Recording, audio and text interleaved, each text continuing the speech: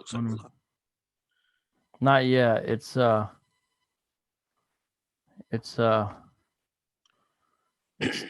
a different thing here. All right, I believe we are live. What's up, YouTube? This is Vocab Malone, and I am with Abu Khamr. Abu Khamr of Shield Squad. It is great to have you, bro. How you doing, man? Very good. Thank you very much, and good evening to you and the viewers, listeners. All right, I think everything is set up. Everybody, let me know if it's set up. You are hearing me loud and clear, and you are able to join in on the discussion with your comments. All right, so you won't be seeing Abu's face in case you're wondering, but you will be hearing his voice. So let me switch one thing over here, and maybe you'll be able to see his little name when he speaks, if I got it set up. All right, so let me actually begin with a few Bible verses here. The first one I want to read is out of Proverbs, the book of Proverbs, and you guys could see by the title what we're talking about. We are talking about the recent arrest of two high-ranking members of the ICGJC, that's the Israelite Church of God in Jesus Christ. At one time, the largest Black Hebrew Israelite group, still influential for a variety of reasons, but who knows what the future is at this point. But let me read something out of Proverbs chapter 24, beginning in verse 17, and it says this: "Do not rejoice when your enemy falls, and let not your heart be glad when he stumbles, lest the Lord see it and be displeased and turn his anger away from him." Now, a lot of these verses here in Proverbs are aimed at the wicked. For example, verses 15 and 16 are clearly aimed at the wicked. But here, verse 17 and 18 seem to be aimed at the righteous, those who would say they are the Lord's. And I want to read it one more time because this is, by God's grace, the attitude we are trying to take tonight. And so this is more of an update, a news information to just keep you informed. That's not a gloating period just to run our mouths. And also we want to remind you of the important issues and bring some other things to light as we discuss this, a pretty big deal within Christian apologetics of the urban sort. One more time, Proverbs 24, 17 and 18. "Do not rejoice when your enemy falls, and let not your heart be glad when he stumbles, lest the Lord see it and be displeased and turn away his anger from him." Now, we do not look at Tazadaqyah as a brother in the Lord. The man, for goodness sake, claims to be the Holy Spirit incarnate in essence. And so a heresy of that order would put him outside of the bounds of that, I believe, at this current state as far as things are going. That doesn't mean that the same would go for every person in ICGJC. We do not know. And we also don't know all the details about this case. We're going to share some of the details that we do know that we think are important to share. And we say those caveats in the beginning, but nonetheless, we don't want to sit around and gloat and rejoice. That's not the point of tonight. The point of tonight is rather to bring information and clarity. Let me read one other thing about love. By God's grace, we operate out of love. It has to do with 1 Corinthians chapter 13. I'm going to start in verse 4 and go to verse 7. "Love is patient and kind. Love does not envy or boast. It is not arrogant or rude. It does not insist on its own way. It is not irritable or resentful. It does not rejoice at wrongdoing, but rejoices with the truth. Love bears all things, believes all things, hopes all things, endures all things. Love never ends." Now, it does not rejoice at wrongdoing. And so by bringing that up, I feel like there's a certain sense in which we could be guilty, almost glad that the ICGJC apparently is doing wrongdoing, and so we're not rejoicing in that. So again, that's not the point of the night. We hope to speak tonight in a gracious and honest way. This doesn't mean we're not going to disagree, and this doesn't mean we're not going to call some things out, but just know that's really the spirit in which we come. And there's a few reasons why I say that, and I'm going to hand this over to Abu. One is we as Christians should take seriously the doctrine of sin as taught in the Bible. And as we see us inheriting the sin of Adam, indeed, that's why we need a redeemer. And Abu and I would have somewhat differences in how we would flesh the doctrine of sin out, I believe. But you guys probably know that I would hold to something called total depravity. Maybe a better word for it is radical corruption.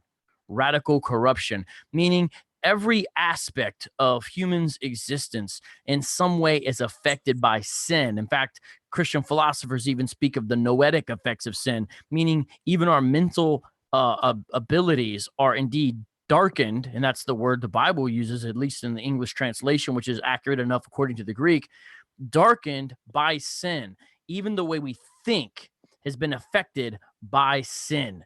The Bible says that our heart is wicked and deceitful. We can't even know it. Who can know it? Jeremiah asked. Rhetorically, that means really only the Lord knows it. We can even engage in self-deception, where we fool ourselves about our own motives. And if we are honest and think back, we all have done that in some way. So we're glad when things come to light that need to come to light, because perhaps it can be a wake-up call. But at the same time, we don't sit up on a self-righteous pedestal as if any of us could not be guilty of similar things at any time, because we see how power corrupts men. It gives them new opportunities to sin, and often they take advantage of it, right? And so we're reminding us of that. We want to be humble as we talk about this.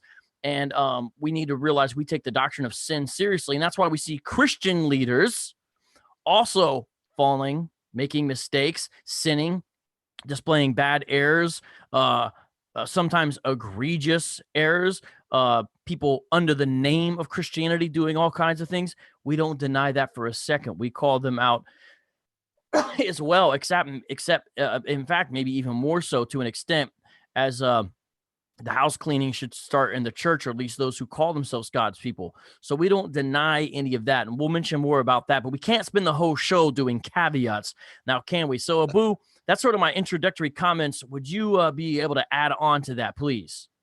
Well, no, I think you pretty much covered it as far as the fact that this is not any sort of a gloating session, and it's nor would that be appropriate even if we did want to do that. So I mean, and of course this isn't intended as any sort of collective jab at the entire Israelite spectrum, or even the one West spectrum, which itself is subsection, which itself is very diverse.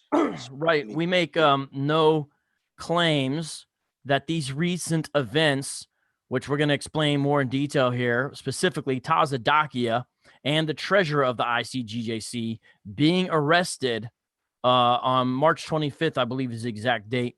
We're making no claims that that is what makes Hebrew Israelism as a religion false. We believe Hebrew Israelism as a religion is false by and large for other reasons.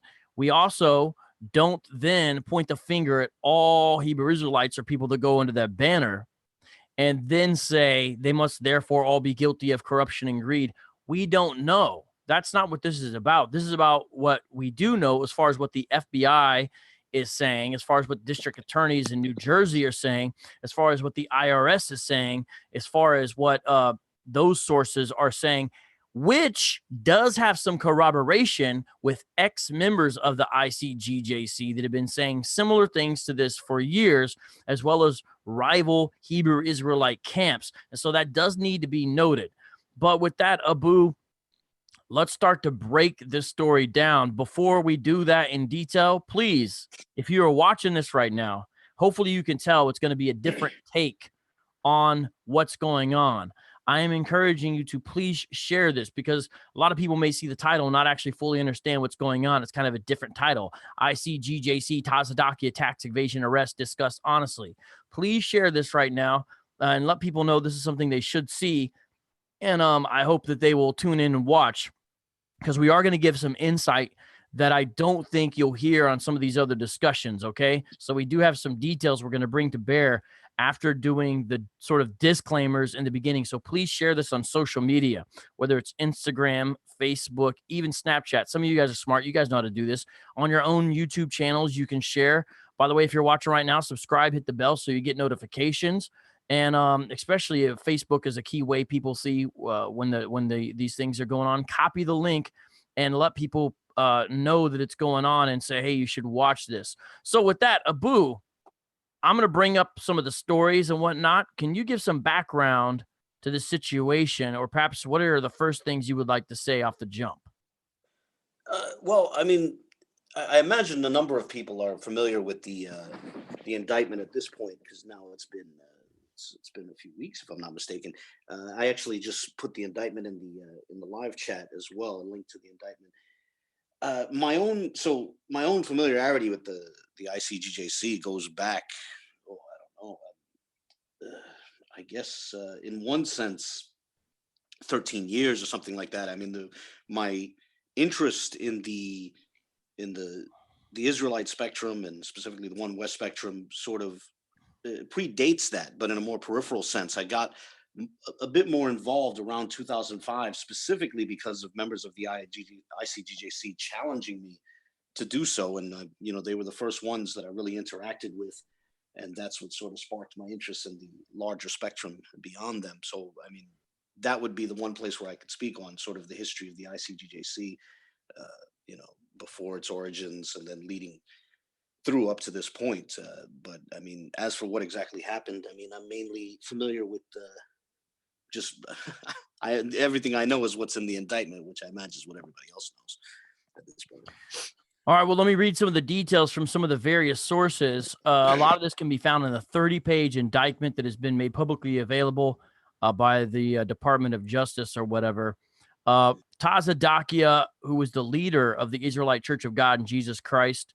His real name is Jermaine Grant. He is 43 years old, of Burlington Township, and Lincoln Warrington of Teaneck, New Jersey, are both charged by indictment with one count of conspiring to fraud the United States.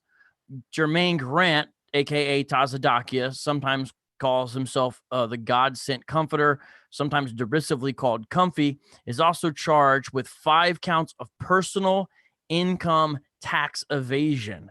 Now, this arrest, which just occurred, comes after the group's headquarters was raided in Harlem by law enforcement on November 3rd, 2016. And we did a brief discussion on that then too. And again, we warned against gloating and things of that nature and said, let the facts come out. One thing I brought out that I'd like to remind people is that the FBI, I'm not a conspiracy theorist, but some things are just on black and white, meaning documents that are official documents and trusted sources. The FBI has been used for wicked purposes. It's not impossible that the government would use an arm of itself for wicked purposes. I'm not saying that's what's happening here. I'm saying that we should not have a full trust in the FBI just because they're going after someone or something that we disagree with.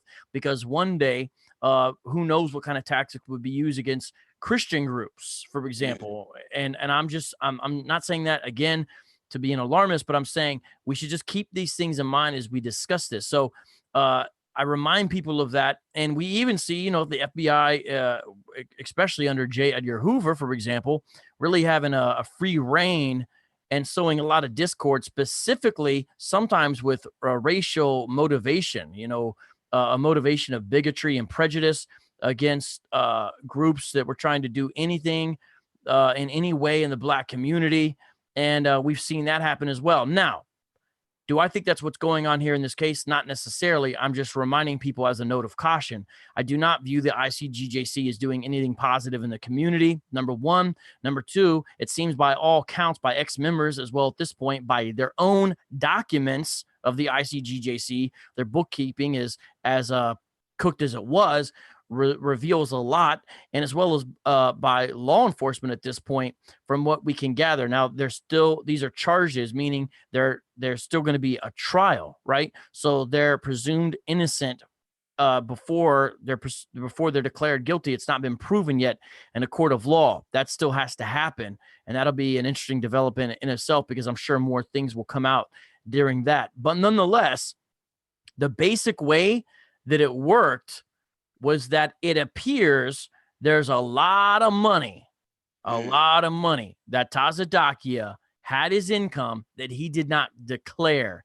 And therefore, he avoided paying to the U.S. government $1,982,470. Not only that, but they essentially siphoned money from the ICGJC, which is funded through what they call ties, and this is done from 2007 to 2015, siphoned it over to Black Icon Entertainment, which apparently ran virtually no actual real legitimate business and ended up being sort of a piggy bank for these two men, the chief high priest and his treasurer, Lincoln Warrington. So they diverted over $2 million from the group's coffers to other ventures, and a lot of the stuff that you see that they spent money on, according to their own records, involve luxury items such as luxury furniture, designer wear gear. We'll get a little bit more into this. But between the two, they didn't report over $5 million in income to the IRS. So this is serious. And regardless of what you think about the U.S. government, remember that Romans 13:6 says we pay our taxes, and the reasons is given right there. Not only that, but the same thing is discussed in Matthew 22:15 through 22. The Bible teaches that we pay our taxes, and it even gives the rationale for it. Now, with that, could you please give some background a little bit more on the lesser known guy, Warrington? You knew who he was, I believe, when I first mentioned this to you. Did you not, Abu? Yes. If anyone's seen the one time he appears in a video, at least that's found all over the place, you can see him in Louis Theroux, when Louis Theroux goes to visit the old Israelite Church of Universal Practical Knowledge. The original school. The original school before the splits. If I'm not mistaken, yeah, maybe it might have already been 1941 Madison at that point. Whatever the case, yeah, before it changed its name to the ICGJC, there's that famous video of Louis Theroux visiting them, and I believe it's Lincoln Warrington is the one who asks for his ID.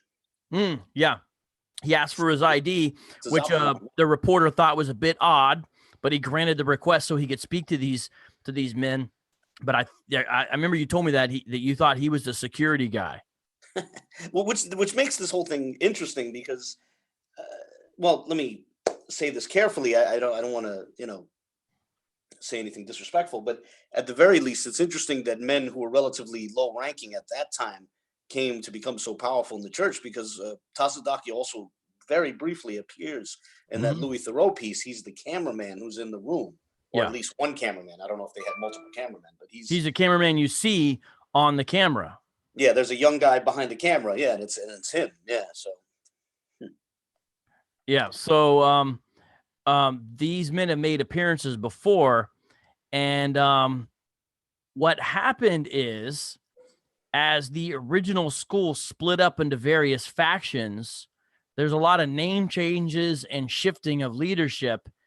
And through a series of twists and turns, Jermaine Grant became the leader, even over Arya, the man who claimed to bring the language to the school, Ashawan Quadash, and the man who it seems also claimed to bring the 12 tribes chart to the school. Although, as we have recently discussed, it appears he may have been ripping off Abba Bivens, but nonetheless, he's commonly credited with that. And is certainly an innovator and pioneer and leader, and is still alive. He's still part of the ICGJC. He's by far the most important historical figure alive associated with Black Hebrew Israelism, especially of the One West variety. And Arya went, or however you want to describe it, with Tazadaqyah. And so Arya is still around. He's not been arrested or anything like that. He's still at the ICGJC, from what everybody knows. And now Jermaine Grant, I believe he's out on bail. He actually filmed a little video where he discussed some of these things. But, did he? That's interesting. I didn't see that. That's interesting. It was in that video I said, you got to watch before we do the show. Sorry about that. Yeah, that one. But that video, there was a lot in there that was very interesting. Basically, he said, hey, the FBI has a history of corruption, and they're especially at a low point in their history right now. And he just said that this is persecution, which is what he said when this November 2016 raid happened. And he said he's glad to bear whatever cross. This is a paraphrase now, but he's glad to bear whatever cross will come upon him, basically for the nation of Israel, and that this is what comes with the position of leadership that he has been given. And he said that it's in accordance with the verse as far as Satan's attempt that if you strike the shepherd, the sheep will scatter. And then he went on to say, but mark my words, and he said this again and again and again, because of this, you're going to see some kind of extreme judgment come upon the United States. And he even seemed to indicate, if I'm reading between the One West lines, that the judgment that could come on the United States as a result of his false persecution and accusations leveled against him by the Edomite government could be what triggered the chain of events that has Black Messiah come back to set up the kingdom. And he said, if that's what happens, it's more than worth it. That's my understanding of what he said in that video. And you can watch it. I'll get the link here in a second.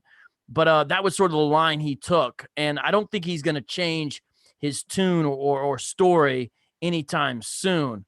Comments on any of that, Abu? I clearly need to see that video. That's number one. I obviously don't believe that judgment is going to fall on the United States, specifically in reaction to them going after this one group. Although, of course, I think any Christian who's even remotely conservative does see judgment coming to the United States for other reasons. But no, with regards to that, it's interesting if he's out on bail. I have to wonder what sort of a legal team he has, because I don't think. Well, let me tell you, I've actually got the lawyer's name here, and what I would like the listeners to do is to Google this lawyer's name, if they could do that, because from what I have heard, he's a powerful attorney who I guess is cost a lot of money and taken on some big shots before he did this. Let me find where it went. Hold on. It's going to take me a second to find it. Could you? And let's be clear. The church has won cases against the government in the past. Now, admittedly, nothing anywhere near egregious as this, but back when they were still the ICUPK, when Giuliani was the mayor of New York, he tried to remove their loudspeakers and all that, and prevent them from using loudspeakers in Times Square. And they turned to mainstream lawyers and won a case, and I believe they even won damages. They were able to defeat the city in that. So I mean, they're not the church is not ignorant of the legal system. That's for sure. It certainly knows how to maneuver within that framework. They also brought a lawsuit against the doll maker.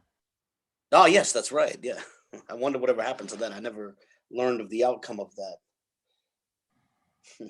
Yeah, I don't know either, but I know they kind of made the news from it, of course. Yes, that very interesting doll, which is one of many interesting stories within that church's short history.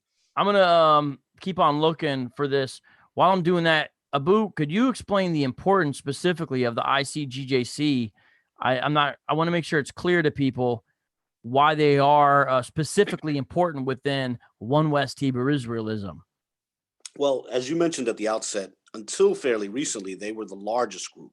I believe they've been pretty thoroughly surpassed by Israel United in Christ now. And honestly, in many respects, Israel United in Christ comes off as almost a more mature version of the Israelite Church of God in Jesus Christ, insofar that it follows some of the same patterns with like the uniform system of garments,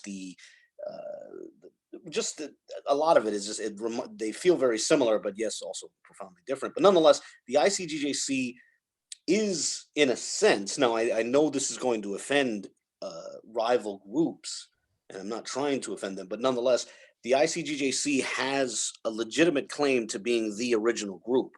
Yes, this is true. Explain why that is, please.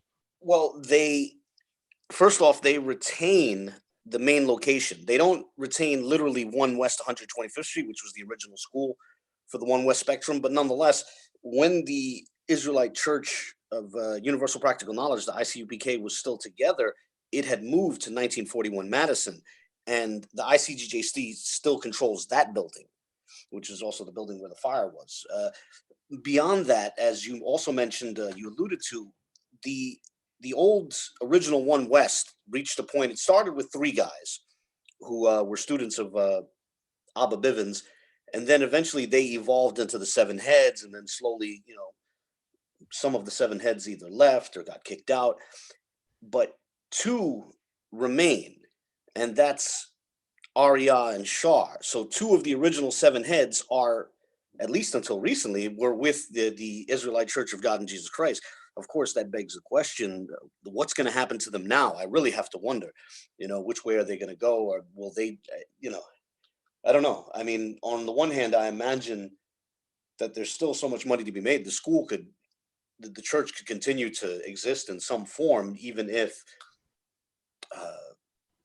Tazadaqyah is no longer the leader, even if his legal troubles result in him being removed.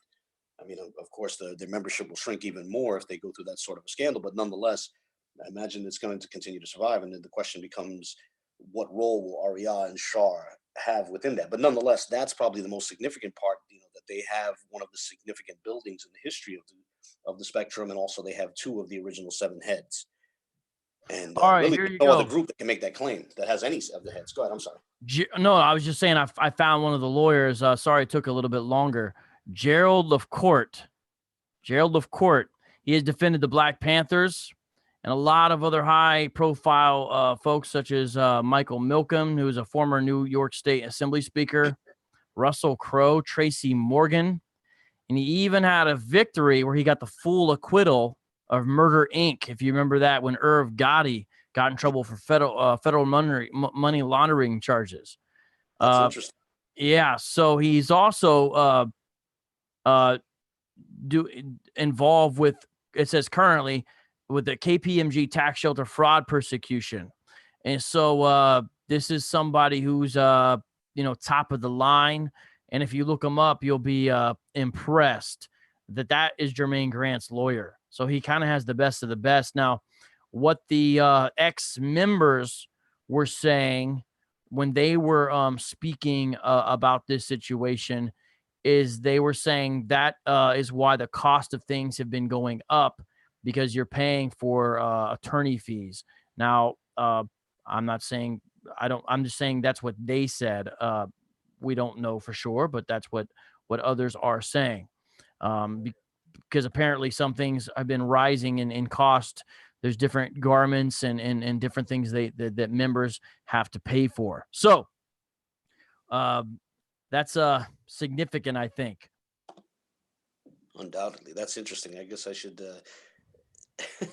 see some of these things that are being posted by former members. I know there's a number of people, a number of former members who have been putting out videos like the guy, well, I shouldn't say anyone's name, and unfortunately I don't know their Hebrew names, but beyond Rebel Alliance Media, there's been a number of guys that they had that interesting video with the van, where they took some van from the parking lot near the, I believe, the Hackensack office of Black Icon Entertainment, and they went through the van and found wads of cash from their priest fees and all that. I know that's a little bit off course, but there's a number of people who have been making videos against them, so it's interesting to. Yeah, I've been hearing a lot of similar things as that, and I guess the van was a members who he let the church use it for a while, and then when he got it back, that was the situation. At least that's what they were saying. All right, let me play a little bit of this. I want to let you guys see it. This part of this is from a video by the Tazadaqyah detoxification station, but I want to let some of the reality of this set in. I'm going to share my screen here, and I want you guys to see this. Abu, can you see this fine? I can see it. Okay. Yep. Arrested and indicted in 2018. Now tell me if you can hear it. Yep, I can hear it. Slapped with a slew of charges, including tax evasion and defrauding the government. 43-year-old Jermaine Grant of Burlington Township, formerly of Hackensack, has been arrested and charged with 5 counts of tax evasion. Grant, who heads the organization, which has locations around the country, is accused of living a lavish lifestyle with expensive trips, purchases, and private schooling for his kids, while his congregation suffered financially. He, along with Lincoln Warrington of Teaneck, are alleged to have diverted $2.4 million in church funds to a fake entertainment company to conceal the money on federal income tax returns.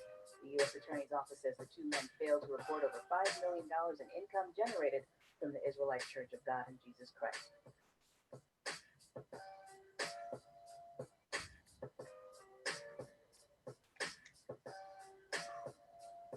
This is videos with him, of course.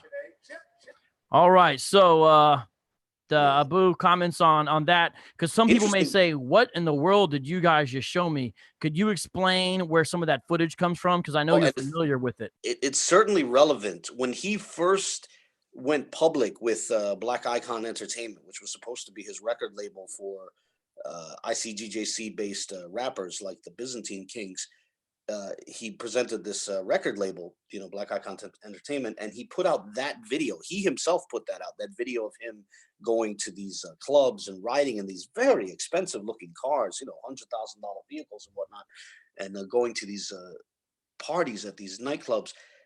And I have to wonder, I mean, my guess is that his intention was to present the label itself as successful.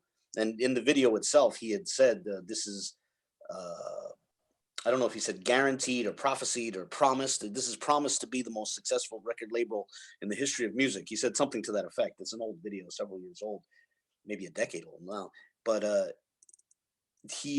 I guess his intention was to present the record label, the company, as successful, but it may have backfired on him, because it certainly generated a lot of focus on Black Icon Entertainment and on this sense of him living lavishly, possibly off of church funds.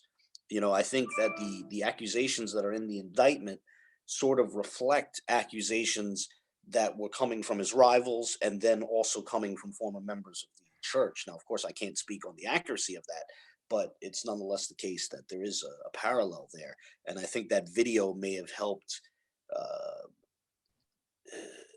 push that along. It may have helped increase the sense of that, I'm playing a little bit of video in the background just so people can see. It's while we speak, though.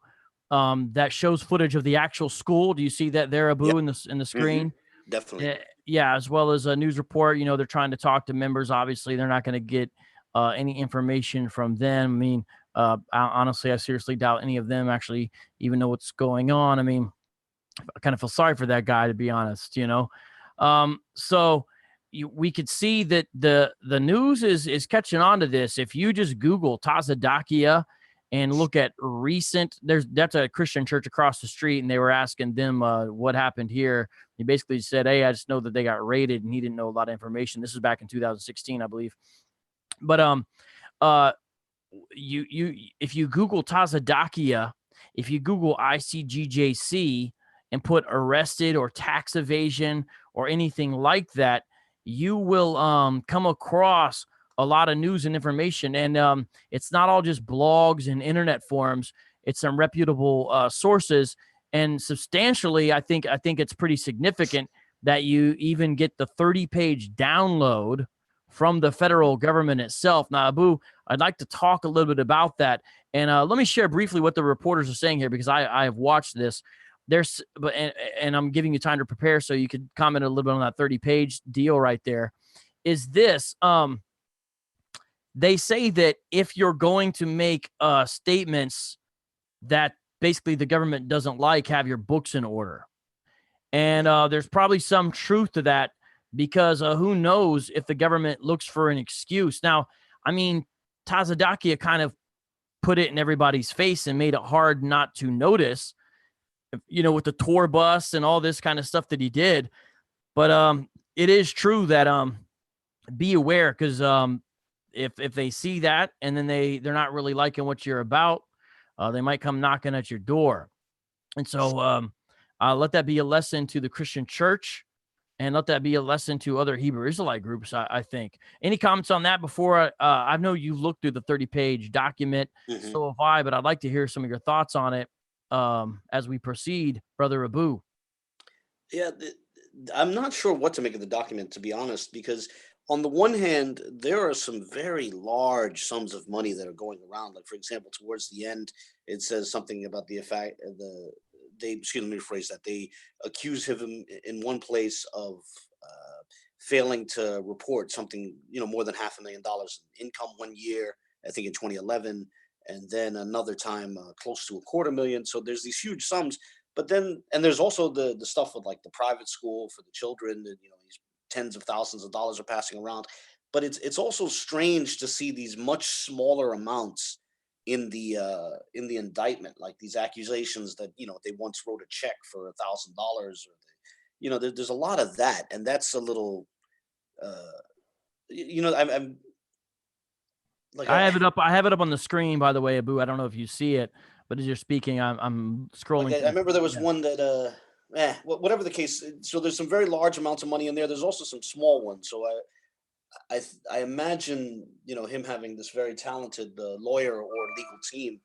They're going to probably pick away at the weaker points of the indictment, and I have to confess that as I was reading through it, I did wonder if what the need was to go after some of these to mention some of these smaller amounts. Like, it seems like they I think the threw idea quite a bit at him. is to display the pattern. But let me show a few things of what the federal government is charging. Point 3, object of the conspiracy was for Grant, Warrington, and their co-conspirators to conceal from the IRS a substantial amount of taxable income that Grant had obtained from the ICGJC by diverting money and property belonging to the ICGJC and its members to BIE, that's Black Icon Entertainment, through fraudulent and sham financial transactions, and B, diverting and taking money belonging to the ICGJC and its members for Grant's own personal use and benefit, and the benefit of his family members, and C, falsifying Grant's federal individual income tax returns and falsifying BIE's federal income tax returns to conceal the scheme. And so the idea is diverting these things, and then it says how they did it. And I think this is pretty key right here, and I'd love to hear you comment on this, brother. Number 6, it was further part of the conspiracy that Grant and Warrington created BIE, at least in part, in order to portray Grant as an entertainment industry mogul whose wealth was derived from his success in the industry, and thereby concealed from ICGJC members that his lifestyle was supported entirely by the ICGJC and member donations. Can you comment on that? Yeah, I mean, that accusation is precisely an example of an accusation that had already existed for years on the lips of his rivals and also some former members. And I think that the accusation certainly seemed very plausible, because on the one hand, he was attempting to present the record label as wildly popular, but unfortunately, it didn't seem to produce anything. So it would beg the question, where was this money coming from? There was a few videos on the internet of the Byzantine kings, and I think those gentlemen were very talented, but there didn't seem to be any demonstration of them generating much money. You know what I mean? It seemed the easy guess for an outsider would have been that the church was the source of the income, not his record label, because the record label just did not seem that successful. And that was precisely the accusation of his rivals. That was precisely the accusation of some former members. And now it's the accusation of the federal government. In total, between January 2007 and December 2015, Grant and Warrington caused the ICGJC to transfer approximately $1 million. I mean, you see the numbers there. And they would sometimes conceal it as loans, they say. And then they show also how BIE's expenses would be paid with ICGJC money. And they also show how much income they received over the time, which is, if you look at that number, it's over $2 million, number 10. So this is substantial. This is pretty substantial. And as we're looking through this again, I'm not trying to soften the blow of any of this, but this reminds me of, here's a 30-page document that speaks about an aspect of a number of years of two men's lives. But think about our place. Just let me wax this way for a second. As creatures in God's universe. And what I mean by that is specifically that there is a God who is all-knowing and all-seeing, and there is nothing that is concealed from him. And he doesn't just have one aspect of our lives on file, in a manner of speaking. He doesn't just have 30-page document, in a manner of speaking. He doesn't just have one little slice of our life and of our sin and of our wrongdoing. There's nothing concealed from his eyes. He knows it all. And if we think about that, I think there should be an aspect of deep humility and even maybe, for lack of a better word, a feeling of being afraid of that God, because not only does he see all and know all, but yet he's holy and righteous and just. And so therefore he has to discipline. He has to punish injustice, of which we're all guilty of. It is an amazing, awesome, in the true sense of a word, thing to ponder. And again, this may be a little bit different from your theological vein, Abu, but that reminds me of the impulse of men like Jonathan Edwards, who narrated a sermon that led to a great revival in the United States called Sinners in the Hands of an Angry God. And he would speak of the sinner as a spider on the end of a tiny little web dangling over a flame. And you think about the danger that spider's in.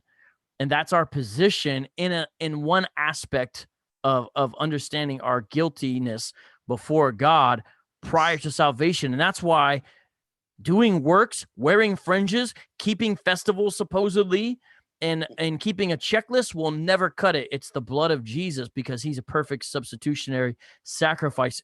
And a story like this reminds us of all of our deep gospel need, because we realize it's a fearful thing, the Bible says in Hebrews, to fall into the hands of the living God. I don't know if you want to comment about anything about that with Abu. I just want to, again. I'm pretty much in full agreement on that. I think that was beautifully put. All right, well, for us all. That's good. Now let's go back, and I want to look through this document again real quick, if we could here. I'd love to hear. There's going to be a lot of interesting questions. I have to wonder again? what is. I don't know the answer to this question, but I imagine it's going to come up in his legal case. What is the legality of how is it legal for a church to loan money to a business, even large sums of money, even if it seems somewhat shady insofar that a member of the church is controlling that business? I have to wonder about the legality of that. That might not be a priori or just obviously illegal. I have to wonder what's going to happen with that in the case, and he may. Who knows? Right. There's a lot of these things will come out. Let me get into specifics here. Check this out, Abu. The personal expenditure scheme. Now, remember, this is from an analysis of their own books. So this is what this is from. And so it gets into this very specifics. Men and women's luxury clothing, women's handbags, women's shoes, electronic products, home furnishing, purchase and lease real estate for Grant's exclusive use and benefit use of his family, luxury vehicles, including a 2010, including means that's not the only one, Mercedes Sprinter van and 2014 Kawasaki recreation vehicle for Grant's exclusive use and benefit for the use of family, lodging, transportation costs, other expenses, recreational activities, including a stay at Disneyland, Florida, and other things for him and his family, such as the kids having a private school in Jersey, and daily transportation to the school, and a chauffeured Mercedes-Benz, which are paid for from funds in the ICGJC bank account. That if these things are true, it does seem rather elaborate, to say the least. And again, let me stop here again. The sad thing is we have insanity somewhat like this going on under the guise of Christianity. Oh yeah, quite a bit. Yeah, the health and wealth gospel and the so-called prosperity preachers, which we've criticized in numerous forums at various times. And so we're reminded of that. And we should call that out as well. And don't view it better than this going on. Some of the differences, though. Now, let me say that, because some of you are like, man, you guys are being too nice. Creflo Dollar doesn't claim to be the one true chief high priest upon the earth. He doesn't claim to be the Holy Spirit incarnate. Creflo Dollar certainly is a heretic, I think, by any true estimation, right? Nonetheless, though, his heresy does not rise to the heights of Tazadaqyah. Now, we're comparing heretics here, but what I'm saying is, understand, he says, I am the God-sent comforter. Understand that he speaks as himself as the leader of Israel, of the church. So to be in the Israelite church of God in Jesus Christ is to be in Christ. This is the way it's portrayed to the members. According to former members, I just watched a video on Faithful to God's channel, and a former member was breaking it down in that way. And that's exactly what these cultic groups tend to do. Not only that, but the New Testament structure, my understanding, looks closer to bishops and deacons. So a different type of church government structure. It doesn't allow for this type of structure. Now, do churches still practice this one man has all the power? They certainly do. But my point is that a lot of the other Hebrew Israelite groups, in fact, it seems like all of them are set up in a similar way. Some are more efficient or less efficient out of it, but that also can lead to problems because who can really check them? If you try to check leadership in any way, you know what I mean? You're gone. You're out of there. Whereas you see within the Christian church, at least when things have halfway decent controls, things can happen no matter how big you are, which again is kind of scary because it shows that any of us can fall. I mean, I didn't agree with all his theology or anything like that, but there was a man named Bill Hybels. He's still alive. This just happened. And he was near the end of retirement. And he had done a great work in a lot of ways, influenced American evangelicalism for better or for worse in a lot of ways. Nonetheless, seemed to have a good reputation, et cetera, et cetera. Well, a lot of things came to light about some questionable activities throughout his ministry that he had done, and he ended up retiring early. My point, though, is he was able to be checked by his own church and by other leadership within his body. It wasn't as if no one could touch him. Now, sometimes there's pastors who roll that way and do that, but a properly functioning church should have checks and balances, but you don't see that with the Hebrew Israelite groups. And so I don't want this to be the case necessarily, but it seems like they're setting themselves up for this kind of thing to happen, especially as they grow a little bit more. And so money comes in. Although it's interesting, I've discussed this in private with Faithful to God, and I believe we discussed this in private. An interesting question is because the money does seem to play a role in corrupting people and across the religious spectrum. Of course, it's not just these Israelite groups, but within the One West spectrum, I would have to think that it's reached a point where the ICGJC is now making similar money, but they certainly are nowhere near as flashy. They certainly seem more, the Israel United in Christ, that seems to be making as much money as the ICGJC was. That would be my guess anyway. But they're nowhere near as flashy. They seem more austere and more disciplined in that regard. And I wonder if it would be the case that, their leadership, having seen these things happen multiple times, because the current leadership of IUIC goes all the way back to the original One West. They've seen how money creates divisions. I wonder if they've learned from all those mistakes. I'm completely on the outside, so I don't know about their inner workings. But my guess is that they have learned from those mistakes, and that they're going to be much more careful and circumspect in that regard. But it is interesting to watch and see what happens with them, because I imagine the temptations will be incredible as the money comes in, and they seem to be doing very well. Yes. So, would you like to hear what he said about the current case? I certainly would. Yes. All right. I'm going to bring this up and play this in just a second here. Again, a lot of this is from the Tazadaqyah detoxification station. They have a video called "Arrested and Indicted: 2018 Year of Justice." I don't actually know how they got some of this footage and how they got some of this stuff. I didn't want to play some of the stuff from I mean, they're playing it from another video, but at the same time, some of this stuff I don't really know how they got. These guys they've done a good job kind of tracking down these things, but this is Well, fascinating. they have a sort of private social media network. The ICGJC does. Like, they used to have a thing, the rival to MySpace. It was called My Truth Book or something like that. It was supposed to be the rival to MySpace and Facebook. It was, or My Truth Journal or something like that. They've set up their own thing. Really? So maybe, I imagine some of the members of the Tazadaqyah detoxification station, or whatever it's called, still have access to their private channels. Yeah. Can you see this? Are you ready to hear it? Yep, definitely. Sorry.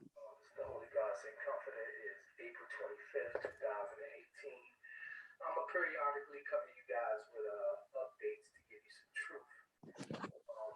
So, that the truth could be there because there's so much lies out there. The only thing that comes to mind is, why do the heathen rage and the people imagine a vain thing? Y'all remember back in November the 1st, 2016, when I was raided, my home was raided, the church was raided, the temple was raided. You have people rejoicing, jumping up and down, man, saying, "Hey, that's it. God can't be with him. If God was with him, this wouldn't be happening.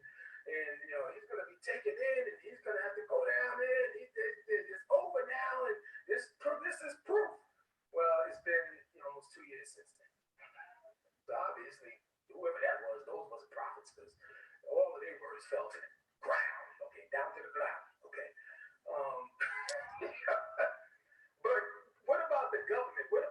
actual ones that actually brought the aggression, the ones that's responsible for all the lies, all the entrapment, all the setups and the planting of evidence and all these different things that they do to bring about their agendas. I'm talking about the FBI as an organization, and I'm talking about the Department of Justice, and I'm talking about this government. Since then, what did you see? Things that is unprecedented in the history of those organizations and those departments. Okay, the FBI name is now mud, as the Post put it in one of the front page to fix the end.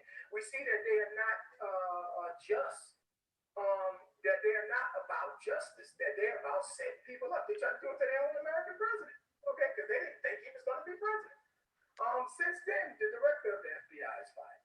Okay, which only happened one time in the history of the organization. Okay, the deputy director is fired. The acting attorney general of the United States, Sally Yates, was fired. The head of the newer Justice Department office was let go.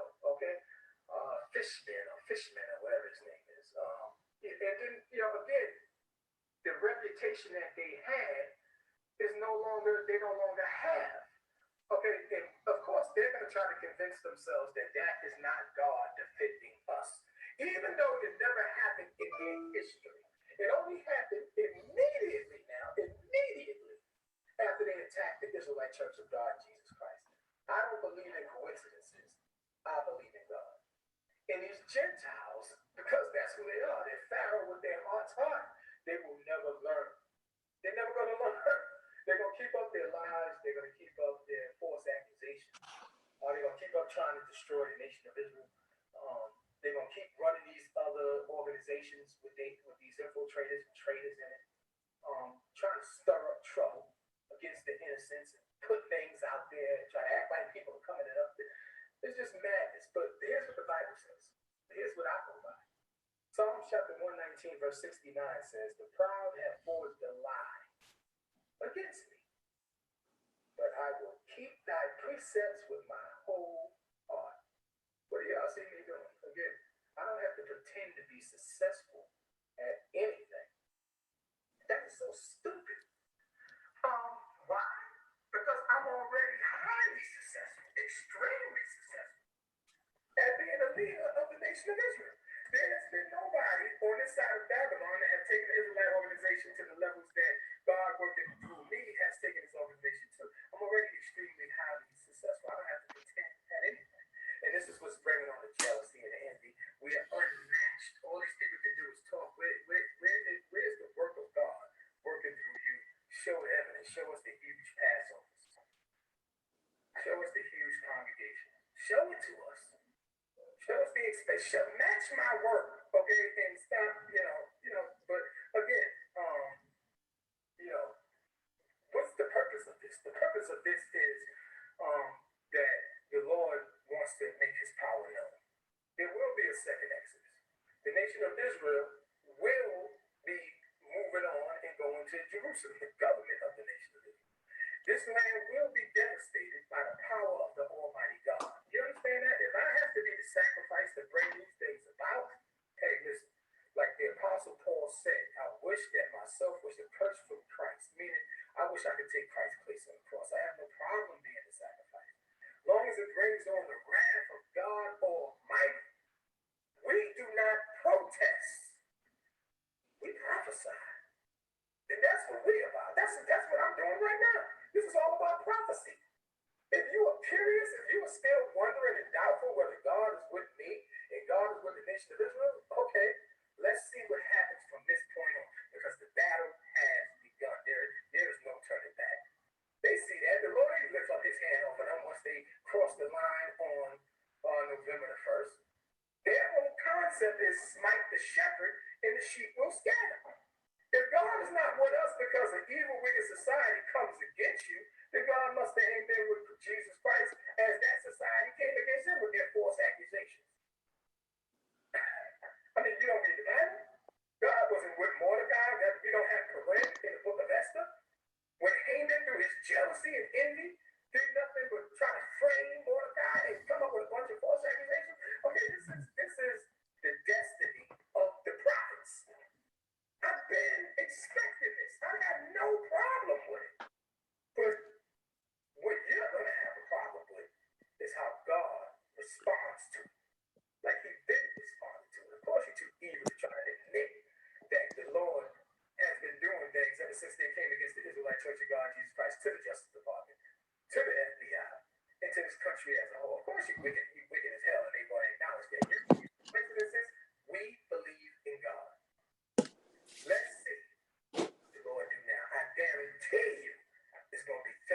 You will see America, the Justice Department, and the FBI will see of the Almighty God. Nation of Israel, get ready. We are on our way back to Jerusalem. The government of Israel cannot be stopped. The Lord is about to pass extreme judgments to set us up back in our homeland. We just sit back and watch. Praise God Almighty. To the next update. Shalom. All right, Abu, comments on that. I know it was kind of long, but it seemed important to play. I would love to hear. That was definitely important. I think there's a lot to be said. I mean, of course, I think we can all, at least on a preliminary level, agree with him that that the FBI is not, as you mentioned at the very outset, it's not exactly a pristine organization. It has its own faults and its own. In its own history, there have been people who have engaged in activities, to put it mildly, were somewhat nefarious, But having said that, to say that they're only recently coming into receiving damage to their reputation in reaction to their going after him, that certainly left much to be desired. That certainly strained credulity. I think the reputation of the FBI has been besmirched since long before he took the mantle of that church. But also, it was interesting that he referred to himself as willing to be sacrificed for this. I mean, this will sound somewhat disrespectful, although that's not my intention. There was a period where members of the church were teaching that he was never going to die, even bodily, that he was essentially immortal. It's interesting that Really? Yeah, that was a brief teaching that he'll never die. Although I don't have any recording, I never encountered a recording of himself saying that, but there were members of the church who were throwing that around online. Whatever, so I assumed it went back to him, but nonetheless, it's interesting that he entertains the possibility of he himself falling, and I mean, on multiple levels, that's interesting. At the very least, I think it's an acknowledgement of something that's a very real possibility, that the church will survive after if he were to disappear, if he were to go down, the church could survive, his removal. Or maybe, because I know some people see it as such a cult of personality, they think that if he goes, then the church will go. But I don't know. Yeah, I mean, we've seen some of these things happen before. I mean, sometimes it results in the group falling. Sometimes they reorganize. Sometimes they splinter off because of that. I mean, sometimes someone else emerges and they do. We're not here to make predictions because I'm saying because of those exact reasons. You really don't know, Yeah. Well, actually, if I know this is inappropriate on a certain level, but I think it's at least worth mentioning, just to have it sort of on the table as things move forward and we see what actually does happen. There is and again, I admit up front that it's not entirely appropriate to bring this up, but there is a conspiracy theory that exists there's a million conspiracy theories that exist amongst the rival One West groups, these One West groups that are hostile to the ICGJC. But one that I've always found interesting was that, because the popular understanding is that Arya was sort of pushed aside, that Tazadaqyah came to dominate the organization and somehow intimidated him, or, the other claim is that he was paid off. But a particularly interesting conspiracy theory, and of course there's no evidence for this, but one particularly interesting fringe conspiracy theory amongst a certain rival One Westers is that Arya never relinquished his power, that rather he willingly moved into the shadows just to sort of keep the light off of him, that he himself consciously pushed someone else into the forefront as the leadership, and it's the only reason I share that, and again, I admit that it's not entirely appropriate to throw around this sort of stuff.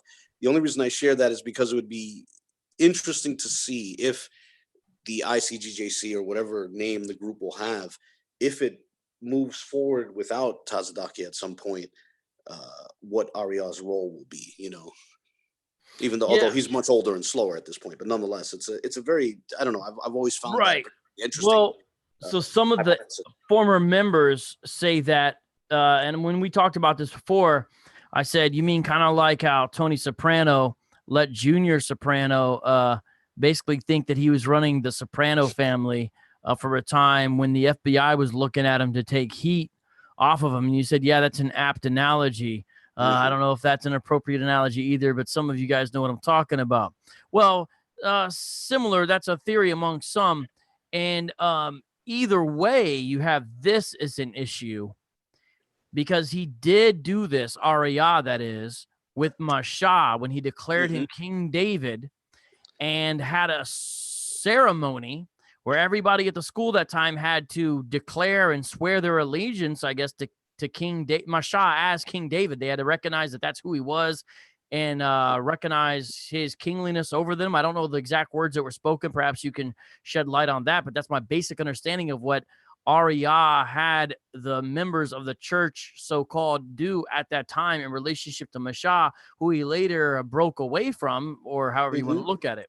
And so, well, yeah, that's he in a sense, whether people say Masha was pushed out or whether they say he left on his own. I mean, his supporters say he left on his own. His rivals, the people who have come but to Arya did put Masha forward in that way. Exactly. Because put him Arya forward, and then the school survived with Arya at the head after Masha was gone. So it is an interesting precedent. And Arya, though, was the one that they looked to for everything, the master teacher, the one that they got the failed prophecy of 1999. Yahweh Shai is coming back. It was sort of enforced that you'll teach this in the years prior. That's why you can see Tahar, who's a current leader of GMS out there on the street saying America has such and such number of days left until they'll be judged, with the thermonuclear, this and that. And there's a lot of other videos, including they specifically mentioned that in the Louis Theroux BBC special. That was all Arya's doing. And even in that BBC special, it's interesting when Louis Theroux goes to talk to him, Arya just chills in the background silently like the Godfather. Who does most of the talking? The guy with the fingernails. What was his name? Yeshaya. Yeah. The guy who claimed that Tom Jones was actually a Hebrew Israelite, which is kind of a highlight of that little special there. Look up Tom Jones and you'll understand. So with that, Arya does have some kind of history of putting these folks forward because now he's allowed this to happen in some way with Tazadaqyah, or he put him forward. No one really knows, but he's still there and he's under in some way Tazadaqyah. So it shows at the very least he's a poor judge of character because remember, not only did he declare King David or Masha to be King David, Arya with his own mouth declared Jermaine Grant to be, this is a quote, the God sent comforter. Do you remember that video? Multiple times. One of their breakdown tapes he did it, but then also at their famous they called it the speaking engagement, I think is what they called it at Lincoln Center. I believe they held it, where he got out there and he said, I am glad that I lived, something to the effect, I'm glad to be alive at this time because the comforter is finally here. And he says it while like pointing right at Tazadaqyah. Yep. Could you tell people briefly real quick how Jermaine Grant came to realize that he was the God sent comforter? I think people might find that interesting to say the least. Could you share the story of how I think the story is somewhat fuzzy, but he did, I know one version of it, which he has himself has alluded to, is that that it was revealed to him on Mount Sinai that because the members of the old school did go to Israel. I have no idea if he was with them or not, but he had claimed that when during one of those trips, he was on Mount Sinai and a revelation was given to him. I'm not sure of the full details, but yeah, that's certainly part of it, and maybe you've heard something else aside from that. No, that's it. Yeah, it came up when it's interesting because he himself alluded to that when he was before there was the GOCC, before there was Gathering of Christ Church. Rakashayar, the leader of GOCC, used to be with another church called Light and Body Church, which was a group that broke away from the ICGJC in Philadelphia, and there was a famous clip, relatively famous, at least for people interested in the subject back then, of members of the ICGJC surrounding their camp, the Light and Body Church camp, and they both sides released footage, and Light and Body Church revealed, which at the time Rakashayar was one of the leaders of, they released footage of Tazadaqyah saying something to the effect of, none of you were there when I was on Mount Sinai and received this revelation, Yeah, Muhammad and Joseph Smith could have said the same thing, right? Yeah, yes, indeed. Going back to that, you notice as a defense of his character, he pointed to his work. Now, the thing is, it looks like what's successful about the ICGJC is Tazadaqyah and his treasure, not the ICGJC itself. In fact, according to the member that Mike that Faithful to God interviewed, he was talking about the school in Florida having plumbing just basically lots of problems. And so it wasn't really, the wealth wasn't shared. It wasn't passed around. It doesn't seem like, anyway, from what everybody can gather. I don't know how many people were co-conspirators in this. So far, we've got 2 that are named, but it doesn't seem like the average person was benefiting on this. And in fact, the school really lambasted the idea of going to further education or having a good job prior to 99, because what was the point? And then even after that, it's sort of mocked and generally not encouraged within the ICGJC is my understanding. So although they got better, to their credit, they did get better on the education front, because it's sad to see, like, for example, GMS still literally telling people it's worthless to get a college education because the world is going to end next year. And because that's a vestige of the old school, I have to give the ICGJC credit. When Tazadaqyah took over, there were a number of members that were college kids, where there was a particularly intelligent young man that he later wound up with the Antichrist unit that I briefly got to interact with. And he, for example, was he was studying in college and stuff like that. And so I think their record on that one did get a little better. Their attitude towards higher education, did get a little better. Maybe there remains some hostility, but still. Let me share some clips. This is, can you see this on the screen, everyone? Definitely. Yep. The Comforter reveals the Holy Spirit and the breakdown of the Comforter. Listen to this so you can see what I'm talking about. The reason we're sharing this is to show that a federal indictment is not what equals a true church or a false church. Remember, in the days of the Roman government, by and large, Rome came against the early Christian church. It didn't therefore make it false. The size or success of a church is not what makes it true or false either. Ultimately, it's the doctrine. Does it cohere? Does it correspond to God's revelation as found in the Old and New Testament? When you talk about ICGJC, certainly they do not, as evidenced by this clip.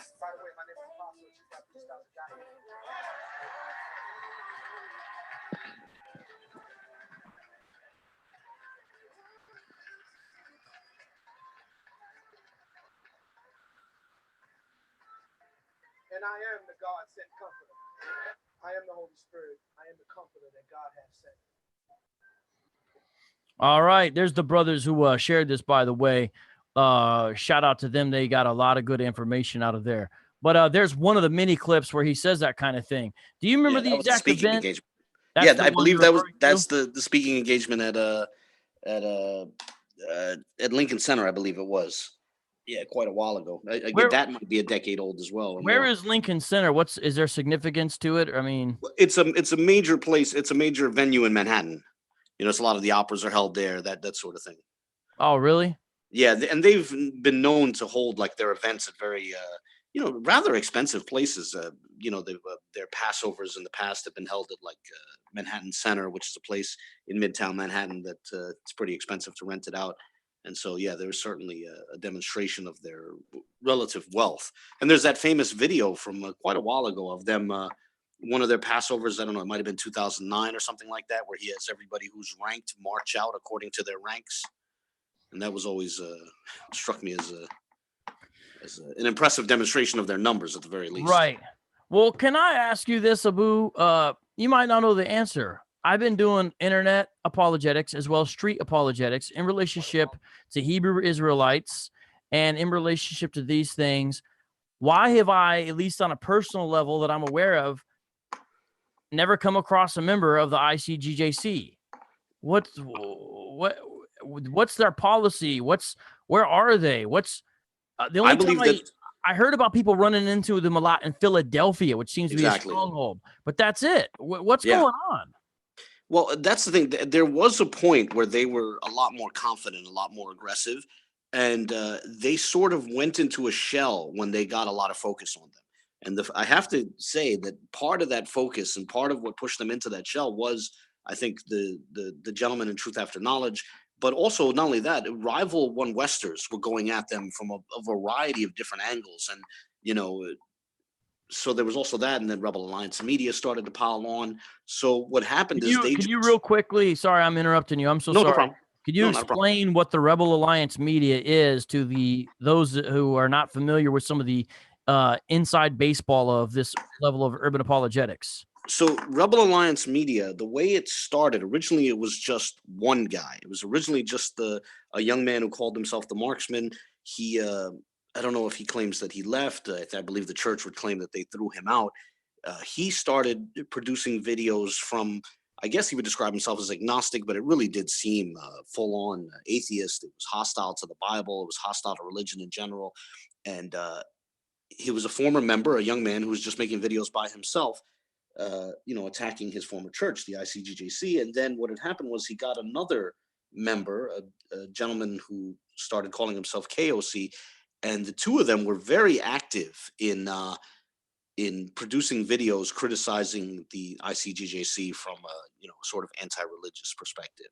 And then slowly they've brought on other members. They have a couple of former members of the church who go way back, who have held on to the doctrine by and large. I forget their names, but I believe some guys from SEAL Squad or Soldiers for God had debated them a year or two ago. But and they've slowly grown. And they were, by the way, the gentleman who you saw when you were showing that Tazadaqyah detoxification clip, the Rebel Alliance Media also put up one of his videos when he first started to appear on the scene. He was producing a video out of Camden about failed prophecies and stuff like that. So Rebel Alliance Media has sort of been one of the centers of like former members attacking, but now there's also the Tazadaqyah Detoxification Center. But they were sort of they were very energetic, and they still exist. But there was a time when they were very energetic, and apparently they caused a certain amount of stress for the leadership. Right.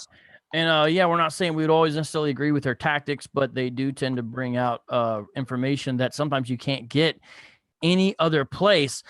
These last few minutes before we close out, I'd like to ask the listening audience if you have any questions or comments you'd like to make. I am specifically watching the live chat right now. I see a lot of good folks in there. Built for Speed, Eddie, Estelle, what's up? Tony Tabano, Kim, if you're still around. Hey, Dory. By what standard, and John, and some of the others that I've seen pop in and out of here. Appreciate you guys a lot. Again, be sure to subscribe, click that bell. Any questions or comments that are related to this, I'd love to see. If you just want to put them in, right now is the time. But yeah, I actually debated some of the new guys affiliated with the new Ram squad, but it has a different flavor or character than the old one. They're almost like One Westers. Oh yeah, they didn't let go of the doctrine. Yeah, it was two old gentlemen. Yes. Precisely. Yes. Yeah. I did some debates against them. I don't know who else has. I think some other people have. But what are some other things you think that we need to make sure that we say before we bring this to an end, my friend Abu? I mean, I have the rest. Well, I think what you brought up, the fact that you've been on the streets and you've interacted with a number of the different camps, yet you've never interacted with them, is significant, because I think that's indicative of how they've sort of scaled it back. Because there was a period when they were doing what Tazadaqyah called the world tour, which was him on his tour bus, at least going to different cities in America, going to different states. He'd be in Florida, he'd be in New York, he'd be in Pennsylvania. I think he went to Maryland as well. And they were calling that the world tour. That was a period when they were very confident. At the same time when they had the speaking engagement at Lincoln Center, I believe it was. And they were sort of trying to project their presence everywhere. Like there was even when GMS first set up a camp in Dallas, the ICGJC sent a guy, a longtime member named Harag Gadya, out there to try and convert the young men in this sort of nascent, burgeoning, GMS Dallas camp. And so there was a period where they were trying to be everywhere and, intimidate people in Philly and so on. But they've really scaled it back to the point where it does seem like they don't have a presence. Like they're rarely seen in New York. I mean, I'm in New York all the time, and I see other camps, but I feel like it's been a long time since I've seen an ICGJC camp. And Philadelphia is the only place where I feel like they still have a presence. I mean, I myself, I go to Philly periodically and I do see them out there. And although out there, they also seem very small. So I think that lack of a presence, that scaled back presence, may be indicative of what a lot of people have suspected, which is just that they're shrinking, they're pulling back, they're And this is a circling big the deal for a number of reasons. People probably don't understand or know two of the members of Boys to Men were in the ICGJC given money, singing songs for them. Yeah, at their Passovers, yeah. That's Yeah. a big deal. Sean Stockton and Wanye Morris, yeah. The Boys to Men. Yeah. So, I mean, keep also Olympic gold medalist Meldrick Taylor is, I don't know if he's still a member, but until fairly recently, he was a long-time member out there in Philly, And he'd be at the camp. You could see Meldrick Taylor at the camp, which is, at least for me, I mean, I'm a long-time boxing fan. I remember his famous fight on St. Patrick's Day in 1990 was a huge deal for me when I was very young. So, to see Meldrick Taylor out there in Philadelphia wearing the garments, representing the ICGJC it's a sight to behold, for at least for a fan of Meldrick Taylor, to say the least. I'm sorry, forgive that segue. I got a couple good questions we're going to ask here as we close out, but let me share one other thing about their decreasing presence. Now, we're talking about the ICGJC specifically. Everybody listening to this, don't mistake that we as Shield Squad members, Vocab and Abu, are saying Hebrew Israelism is shrinking. It's the opposite. It's just these were the most prominent folks for a while, okay? Yeah. And now you have a situation where they're going down, and you see while the groups are growing, this group is shrinking. By the way, 93 Avarice, you're saying Kendrick Lamar, real quick, he is affiliated in a mild connection with the IUIC, not the ICGJC. So tonight we're very specific to one camp, the ICGJC, and the men we mentioned were actually full out members, as far as we understand, with the ICGJC, whereas Kendrick Lamar has a loose connection through his cousin, who I guess was part of a Florida school down there in the IUIC, just to clarify. So when I went to Columbus and I was interacting with GMS out on the street, they casually briefly mentioned, oh yeah, sometimes occasionally the red and whites come out. And that's the way some of the other camps kind of derisively refer to the ICGJC, because they sometimes wear the red and white. And Abu, you were telling me you can learn a lot about an ICGJC member based upon the style of clothes that they have. I think you knew some of it based upon shields and stuff. Could you quickly share that? Because I found that fascinating. Well, yeah, the colors represented their ranks. Now, this may have changed, but there was a period where if they wore all white, they were essentially a beginning member. Okay. Whatever their equivalent of the Hebrew Academy was. And then the red and white was a slightly higher ranking member, the various kinds of generals, and captains and whatnot. And then they would have the men wearing gold, which would be like the bishops. So you have the bishops of boroughs. So you have like a bishop of I guess Brooklyn, a bishop of Manhattan. I don't know how that works because I don't even know if they ever had camps in all 5 boroughs. But nonetheless, then they would have bishops of certain states, of Florida, of New Jersey, Maryland, etc. I believe there was a bishop of Oklahoma. And then from there, then he had like this inner cord, like the 42 chief priests. You would see these men with like darker gold, and it would say like 40, the number 42 would be on there. And then of course, then you have like the heads, the apostles, that are part of what they call the apostolic succession. And these would be like the high priests, and some of them even would bear the title chief high priest, like Arya and stuff like that. And so I know Tazadaqyah was part of that, and who, by the way, is the other person who's named in this indictment. And, yeah, did you see that meme I sent you where it said Tazadaqyah be like? Yeah. yeah, I did see that, yeah. And that guy in the court stand just pointing to somebody else. Okay, so a question, Abu. Jess asked, could these be some of the false prophets that the Bible speaks about? Well, yes, of course. I mean, I think absolutely, because all of these we mentioned towards the beginning, you mentioned the famous footage of Tahar, who's the leader of a rival camp, the GMS group. There's that footage of him in 1999 predicting the end. But it's also true of Tazadaqyah. There's footage of him in 1999 also promoting Arya's false prophecy and saying that, Christ is going to come back in 1999 in the year 2000 and end the world. So yes, I mean, I think that the text from Deuteronomy, and I'm not trying to be disrespectful, but to be fair, the text from Deuteronomy applies to him, and it's not just that. There's been a number of other apparent false prophecies from him, and the Tazadaqyah detoxification station, that group, they have documented more recent stuff. But yeah, he's also implicated in that 1999 fiasco, the Y2K problem. Not only So that, yes, but let me literally. share another description from Paul's letter to Pastor Timothy there at Ephesus. Paul's swan song, he mentions about what's going to happen. And so he mentions this, and I believe it only increases as the Lord's return nears. 2 Timothy chapter 4, verses 3 to 4. For the time is coming when people will not endure sound teaching. That means they won't put up with it. If it's biblical, they won't put up with it. They won't endure it. They won't be able to handle it in a sense.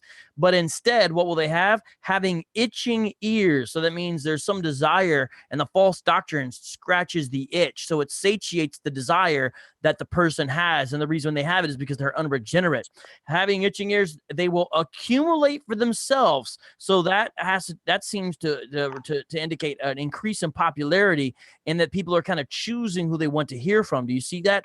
Teachers for themselves to suit their own passions. So I want to be greedy. I want to be a racist. The devil says, guess what? I have a religion just for you. Verse 4, and will turn away from listening to the truth. So here's the truth. They turn away from it and wander off into myths. It's a myth that Jermaine Grant is the Holy Spirit. It's a myth that Mashah was King David. It's a myth, the 12 tribes chart. A lot of it is a myth. And so, yes, good question, Jess. Let me see.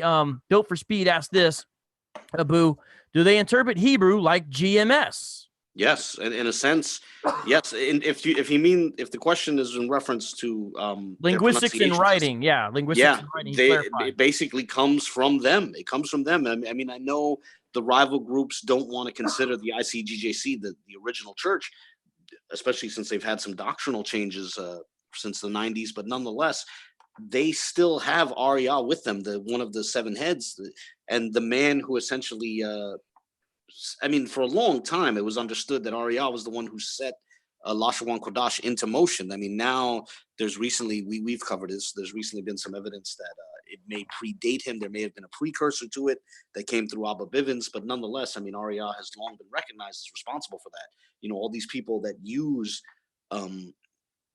regardless of whether it originates with Abba Bivens or not, all these people who use Lashawan Kodash, that sort of two-syllable system of Hebrew pronunciation, they got it from Arya. Even if Arya got it from a precursor, it's nonetheless the case that everybody who currently exists got it from him, from the old One West, and Arya is still with the ICGJC. And so yes, not only do they still use that system, they're in a sense the originators of it, the progenitors of it. Somebody else asked this, Abu. The curses say that Hebrews would be few in number, Deuteronomy 28:62. How does that fit over 40 million blacks plus Hispanics? What's your thought on that question? Wait, I'm sorry. Yeah, I don't know. That sounds like a broader Israelite question. I think they would quickly respond and say that there's other texts that say that Israel will be like the stars, like the sands of the sea. So, right. And they might say that's part of the curses, but when they're not in the curses, it'll be differently or something like that. I don't know. Or they could play with the idea of few in number there. But it says, whereas you were as numerous as the stars of heaven, you shall be left few in number because you did not obey the voice of the Lord your God. They might even point to realistic things like what abortion has done to those communities, perhaps. Jess also follows up and says, Vocab, here in New Zealand, it is spreading somewhat. The Pacific Islanders believe they are descendants of the Black Hebrew Israelites. Can you comment on that, Abu? I don't. There's been groups in America that flirted with that idea. I guess someone adapted it to them. I don't know anything about that. I'd love to find out more about that. I'd certainly be interested in speaking with Polynesians and other types like that from that region. I've looked a little bit into this, and I don't know all the details, but I think GOCC is most prone to go that route. Them in the chart, yes. And there was a gentleman before them, another guy who broke away from them, a guy named Yawanatan, Robert Yawanatan Dennis. He also, I could be wrong about this, but I think he also extended the 12 tribes chart to like Polynesians. And let's briefly explain that. So the 12 tribes chart is been credited to Arya, but it seems the true origin is the devil. I mean, Abba Bivens. And what happened is they take that out in the street and they say, if you're this ethnicity, you're this tribe of Israel, right? Mm-hmm. And so then that limits who can be either saved, or it limits who can sort of be as a key member of God's family, and anyone else is sort of a second-class citizen. It depends on the Hebrew Israelite group. GOCC would more answer the latter way, although they might put it in different terms. Others would say if you're not of the church, salvation is not for you anyway. Okay, so there's that. Now, within that, GOCC, Gathering of Christ Church, we talked about them earlier, had expanded the chart under Naphtali to add some of the Pacific Islanders. And so they're one of the key ones doing that, is my understanding. Mm-hmm. Yeah, and this sort of motive of like readapting the chart has existed before. I mean, Hadash, I believe when you did the dividing line with him, had pointed out that the House of David camp in Brockton, Massachusetts, and in Boston, they sort of roundabout found a way to include people from Cabo Verde, from Cape Verde, as they say, you know, Right. because there were so many of them in the area. So they just, so I can imagine if you have a One West camp in a place where there's a lot of Polynesian gentlemen. Well, look, we have time for one more question. While this question is coming up, you know what I'm going to do? I'm going to play a clip that shows you the ISUPK's reaction to this. Abu, you're going to be shocked by this, but then again, you're not going to be shocked by this. Everyone listen carefully to this. This is another camp's reaction, okay? Is everyone listening? I'm going to share the screen just a second here. But this is the reaction by some of the other ones, okay? Specifically, the ISUPK says this. Here we go. We all have to give reference to our fathers, but this isn't any father. This is the patriarch. You understand? Yeah. So with that being said, you understand? If Abraham paid tithes, who the hell are we not to pay tithes? You understand? And he paid tithes before there was a Levite. And that's the priesthood that we're under now. Now, if Abraham wasn't paying tithes, you know, to a church though, right? Abraham paid tithes to a high priest. You get what I'm saying? Now, this is what I'm trying to tell you. The only priesthood on the face of the earth today is the ISUPK. You understand? Now, if you want to go and get hustled and scammed, or buy Tazadaqyah, a new Benz van, and send his kids to private school, then you go there. But if you want to fix your nation, you're going to give 10% to Commanding General Yohana. Right. We understand each other? Yeah. Most High Christ. Completely. All right, Abu. Another question? Yes. Yeah. Let me pause this. Abu, commentary on that. Well, I mean, on a certain level, it makes me feel quite sad to see that, because it just shows that one falls and another rises up. But the one interesting detail there is, several times tonight we've mentioned that, in a sense, the ICGJC has a claim to being the original group. Another group that tries to assert the same thing about themselves, that they're the heirs to the original school, is the ISUPK. I mean, they even took the name of the old school. For those who don't know, the ICGJC used to be called the ICUPK, and before that it was the ISUPK. Now, Yohana followed through with, he stayed with the group right up until the point where Tazadaqyah became the leader, and I believe he was still there when they first, Yohana that is, I believe Yohana was still there when they brought out, I could be wrong about this, but I believe he was still there when they brought out the new breakdowns where they accepted the virgin birth, because for those who don't know, the school originally rejected the virgin birth, and all the other groups continue to do so as a vestige of that past. But the ICGJC made a 180-degree turn on that, and I believe Yohana was still with them right up to that point. And then he got, whether he left on his own or got pushed out, he broke away from them, and his faction, they retook the name ISUPK as an homage to the past.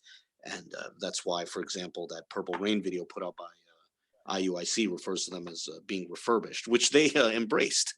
But nonetheless, so because they hold to the old doctrines, they haven't diverged much from the doctrines in the 90s, and because they have the old name, they claim that they're the original school, and you sort of see a little bit of that there. They're claiming to be the only true school, and therefore you should give tithes to them, not to the 1941 Madison. Yeah, so I mean, the ISUPK is probably the school out of all the One West schools who wants to have the mantle of being the truest to the school. In a lot of ways, as far as attitude and doctrine, they may hold closest to it. We don't necessarily consider that a good thing. It's just recognizing the fact of that, of course. Whereas as far as lineage goes, as far as the direct line of succession and even current leadership, because Arya is still there, the ICGJC is the legitimate school, basically. And so there's a real battle, especially between those two, because they both also claim the exclusivity that really no other Hebrew Israelite camps, to my knowledge, claim. When you hear Danya Allah speak, he talks about bringing camps together. IUIC will even give lip service to the idea that it's going to take everybody to do this. GMS to a certain extent will. Sakari will to a certain extent. You'll hear them say these things, even though there's a rivalry amongst the factions of the One West groups, you'll still hear them speak this way. Not so with the ISUPK, and that's why they'll talk about commanding General Yohanan. Notice he's saying, so Abraham paid tithes to his high priest, therefore that's who you guys need to pay tithes to. And it's mandatory in the ISUPK, just like it was mandatory in the ICGJC. And so that's significant. I mean, just the claim itself that Tazadaqyah, that's that man's name that just made that claim on the ISUPK radio show. Tazadaqyah is making an outlandish claim. I'm not sure if everyone caught it. I'm almost tempted to play that clip again as we close out. I don't see any other questions except, well, one person, Abu93 asks, do they know Edomites converted under John Hyrcanus? He's talking about that period in between the testaments. And he asked if, do they know that? I imagine some of them do. I imagine most of them, would claim that the Khazars were Edomites and that was a major conversion point. But either way, it wouldn't move them terribly because they don't believe conversion is possible. So, they believe it's entirely based on your paternal line. So right, conversion doesn't move them. And Brother Jay brought out a good point today. He said these guys always talk about being a bloodline Israelite, yet none of them want to check their bloodline. Yeah, that's of course. All Everything's right. based on your paternal line, but the paternal line is a mystery to us all. Yeah. I really do want to play this clip one more time because I think it's a good place to end, because you notice we try to be very kind and fair in regards to the allegations and our view of the government and the FBI and all those kinds of things, and try to be gentle and gracious and recognize our own sin and ability to fall and proneness into this. If a year from now, one of us or some other Christian does something, we won't be shocked or surprised. We'll say, this is the power of sin and the weakness of us all. And it's not going to be, no one, I don't think, would be able to point to this video and say, listen to them gloating. Now they deserve it. Who knows what they'll really say, but I'm just saying that we recognize that. However, nonetheless, you see even some of the other camps, the way they act about it, and specifically the ISUPK, just straight up, this is the judgment of God. So everyone interprets these events according to their lens. We see that. And I want to play this clip one more time. This is your last chance, guys, to ask a question before we hang up. I just think this is significant enough. I'm going to play this one more time. I want you guys to hear this, okay? Here we go. That's the priesthood that we're under now. Now, if Abraham wasn't paying tithes, to a church, though, right? Abraham paid tithes to a high priest. You get what I'm saying? Now, this is what I'm trying to tell you. The only priesthood on the face of the earth today is the ISUPK. You understand? Now, if you want to go and get hustled and scammed or buy Tazadaqyah, a new Benz van, and send his kids to private school, then you go there. But if you want to fix your nation, you're going to give 10% to Commanding General Yohanan. Right. We understand each other? Yeah. Most high, Chris. All right. Well, I had to play that one more time there. So I want people to really get that. By the way, the LDS church, the Mormons, if you talk to two missionaries and they come to their door, guess what they claim as well? The only priesthood on the face of the earth right now is to be found in the Quorum of the 12, specifically the president or the head elder, basically, over the Church of Jesus Christ of Latter-day Saints. That's exactly what they say too. The Jehovah's Witnesses higher authority, they've lessened the way they make this claim, but especially in the early days, claim that same type of role for themselves. Mhm. Everybody wants to be a mediator between you and God. Everybody wants to stand between you and God. And notice, he doesn't, what does he make an appeal to? So give us your money instead, because we're the high priests. There's the cash value of that doctrine in manner of speaking. Do you have any final words you want to say as we close? And as I look one more time over the questions here, Brother Abu. No, I think we pretty much summed it up. I mean, it's a sad event. I think the most important, I guess this would be the most important thing, because I think it is, when we have doctrinal disputes with someone, we're all susceptible to feeling somewhat triumphant about the troubles of someone we disagree with. I think that's part of the unfortunate aspects of human nature. So perhaps the most important thing to say is that you can still pray for Tazadaqyah. You can pray that his heart is converted. That's Amen. and I think that's important. That's good. One question. I know we talked about this before, but we had a couple people joining now that weren't here earlier. Someone asks if they find him guilty. This is Sister Cherry. What's up, Sister Cherry? Will the ICGJC shut down? I think that is the $1 million question that we sort of touched on that earlier, ever so briefly. I think a lot of people would speculate and answer yes, just because it's such a cult of personality. But because of what we've seen before, what we discussed, with the fact that Arya has survived a major split in the past. I mean, in a sense, if you push Arya's history all the way back, you could say he survived whatever it is that happened to Abba Bivens. The popular legend was that he was beaten to death, although now there's people challenging even that. But whatever the case, being that Arya is still there and Shah is still there, and who knows who else is still there, I think the group could still move forward in a smaller form without Tazadaqyah. For me, an interesting question is, what happens to the group without him?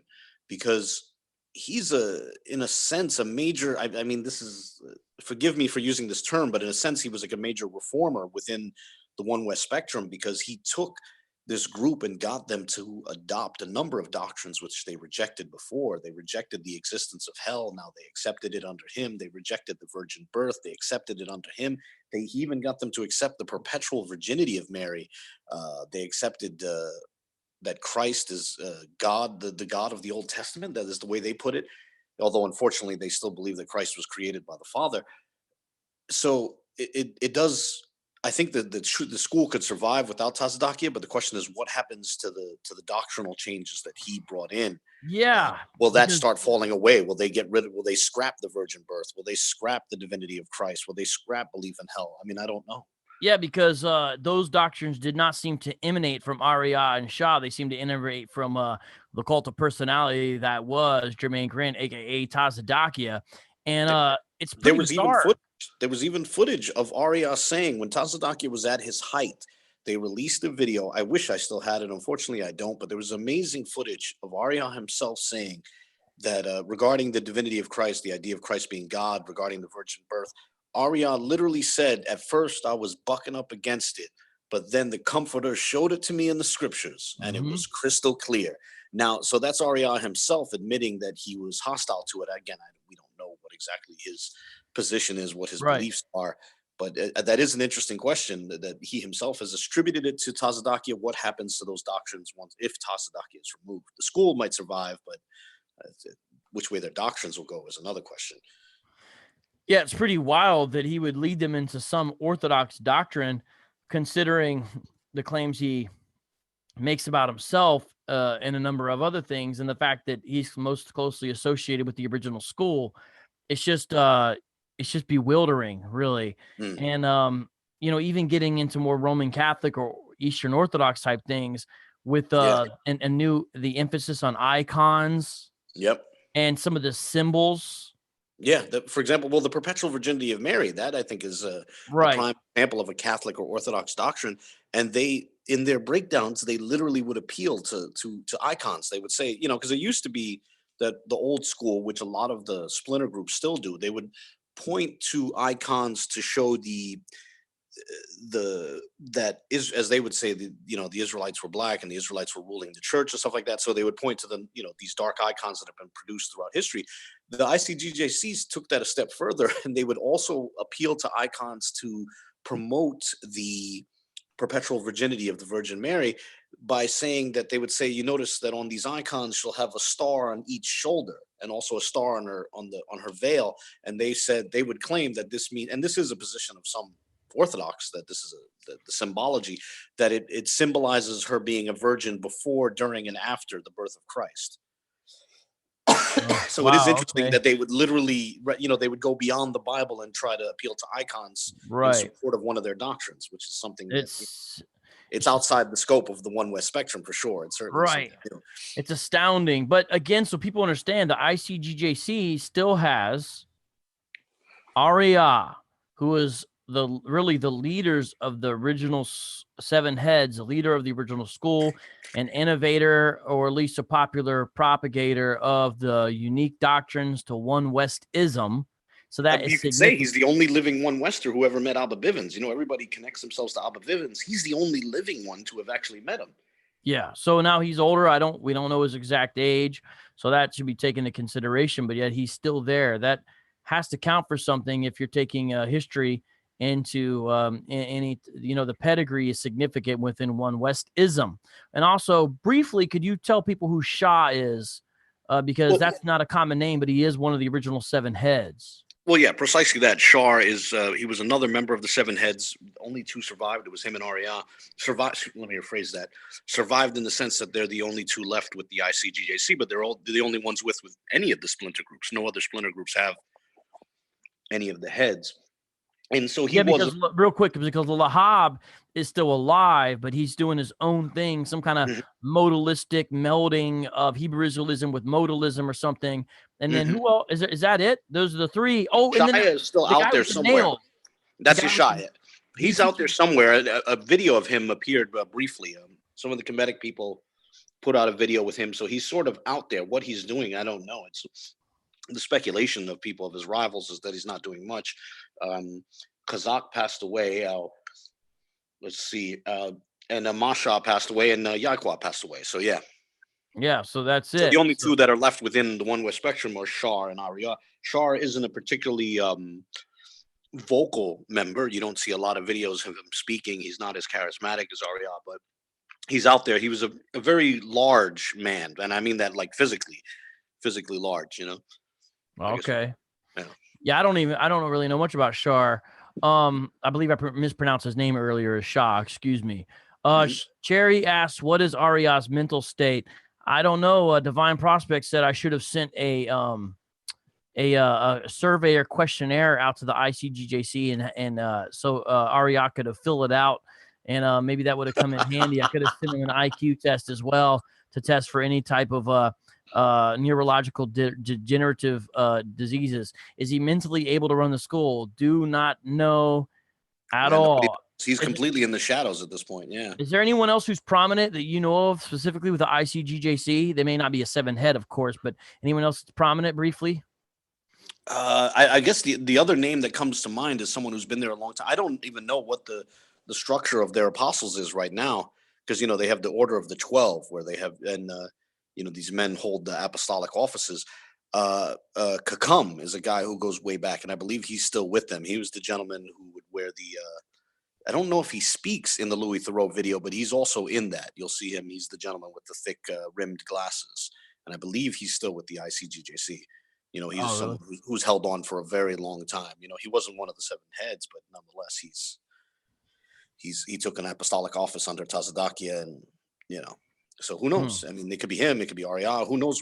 And who knows what other charismatic members? Because I mean, if we traveled back to 1999, who would have ever guessed that Tazadaqyah would become the leader of the group? I mean, it's completely unpredictable. Right. Yeah. And would be as charismatic as he was. I mean, on top of that, I mean, there was a very brief period where he was burning white hot. He was, he stood out amongst the crowd. But, yeah. Good point. Well, all right. I think that is it. It doesn't look like we have any more questions. Thank you, everybody, for watching, and thank you, Abu, for sharing your expertise. Again, I pray that we did this in a way that will encourage attitudes that I think are good for Christians to work on embodying. I pray by God's grace we're able to do that. And look out. There's a couple more live hangouts I'd like to do coming up soon. Will they all happen? I don't know, but I'll tell you what's on my mind. I'd love to get some Christian apologists together and do a theological review of the Avengers movie. I'd also like to get some of us together and talk about this boycott that some of the Hebrew Israelites supposedly placed, a ban on talking to any Shield Squad members or affiliates, really basically all Christian apologists. There's a couple other things like that going on that I would love to discuss. Will it happen? Don't know, but just stay on the lookout, everybody. And we hope to see you again, and be blessed. Anything else, Abu, you got to say before we jam out? It. Praise God. That's it. All right. God bless you guys. Let me see how to shut this down.